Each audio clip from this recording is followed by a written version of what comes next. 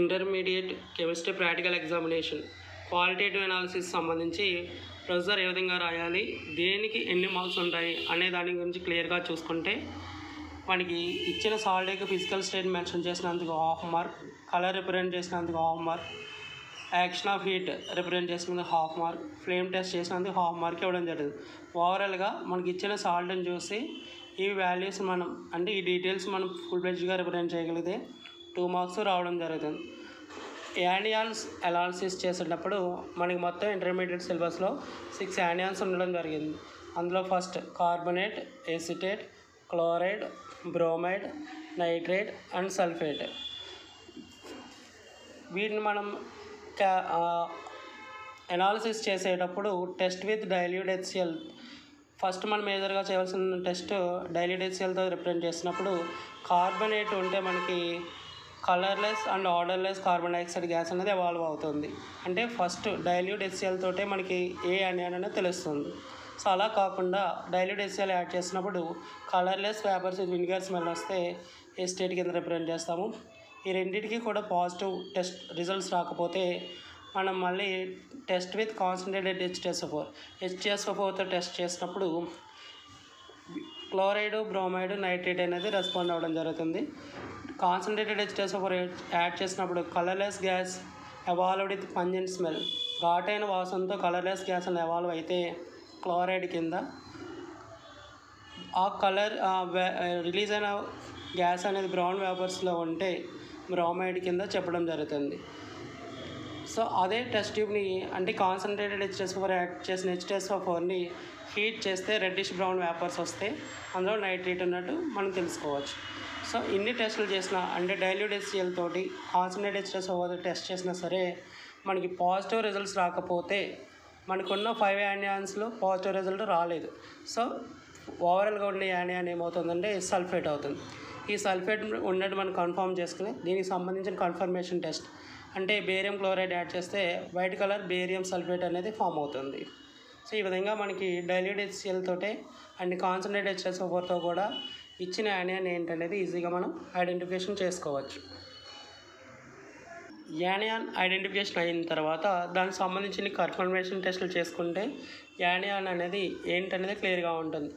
Cation వెళ్ళే ముందు కంపల్సరీగా మనం identification of ammonium cation, ammonium ఇచ్చింది మన సాల్ట్లో అమోనియం క్యాటయాన్ ఉందో లేదో టెస్ట్ చేసుకోవాలి. దీనికి సంబంధించి NaOHతో ట్రీట్ చేస్తే కలర్లెస్ గ్యాస్ ఎవాల్వ్ అయ్యి అమ్మోనియా స్మెల్ వస్తే అమ్మోనియా ఉన్నట్టు చెప్తాము. దీని కన్ఫర్మేషన్ టెస్ట్ కింద నెస్లర్ రియేజెంట్ యాడ్ చేసినప్పుడు బ్రౌన్ కలర్ PPT అనేది ఫామ్ అవుతే అమ్మోనియా అనేది కన్ఫర్మ్ అవుతుంది. మనకి ఇచ్చిన సాల్ట్లో అమ్మోనియా ఉన్నా లేకపోయినా ఈ టెస్ట్ చేసి కంపల్సరీగా రిప్రజెంట్ చేయాలి. రిప్రజెంట్ చేస్తేనే దీనికి మార్క్స్ ఇవ్వడం జరుగుతుంది. మనకి ఇచ్చిన దాంట్లో అమ్మోనియం లేదు. సో అలాంటప్పుడు గ్రూప్ సెపరేషన్ టేబుల్కి వెళ్ళడం జరుగుతుంది. క్యాటయాన్కి సంబంధించి ఓవరాల్గా గ్రూప్ సెపరేషన్ టేబుల్లో 6 గ్రూప్స్ ఉండడం జరుగుతుంది. అందులో ఫస్ట్ గ్రూప్లో సాల్ట్ సొల్యూషన్ని అంటే మనకి ఇచ్చిన సాల్ట్ని డిస్టిల్ వాటర్లో సాల్యుబుల్ చేసి డైల్యూట్ HCl యాడ్ చేస్తే వైట్ PPT ఫామ్ అయితే మనకి లెడ్ ఉన్నట్టు కన్ఫర్మ్ అవుతుంది. లెడ్ ఉంటే వైట్ PPT ఫామ్ అవుతుంది. దానికి సంబంధించిన కన్ఫర్మేషన్ టెస్ట్ చేసుకోవాలి. సో అలా ఫామ్ అవ్వలేదు అంటే యాజువల్గా సొల్యూషన్ అనేది నార్మల్గా ఉంటే దాంట్లో HTS గ్యాస్ పాస్ చేయాలి. సో బ్లాక్ కలర్ PPT అయితే మనకి సెకండ్ గ్రూప్ సంబంధించి కాపర్ సాల్ట్ ఉన్నట్టు కన్ఫర్మేషన్ చేసుకుంటాం. సో అలా కాకుండా ఈ 2 పాజిటివ్ రిజల్ట్స్ రాలేదు. సో అప్పుడు మళ్ళీ ఫ్రెష్ ఆ సొల్యూషన్ మనం క్లీన్ చేసుకుని ఫ్రెష్గా మళ్ళీ సాల్ట్ సొల్యూషన్ ప్రిపేర్ చేసి solid NH4Cl NH4OH solution add చేస్తే జిలటేనియస్ వైట్ PPT ఫామ్ అయితే అల్యూమినియం ఉన్నట్టు కన్ఫర్మ్ అవుతుంది. అలా కాకుండా డర్టీ గ్రీన్ ఫామ్ అయితే ఫెర్రస్ అంటే Fe+ అయాన్ ఉన్నట్టు కన్ఫర్మ్ అవుతుంది.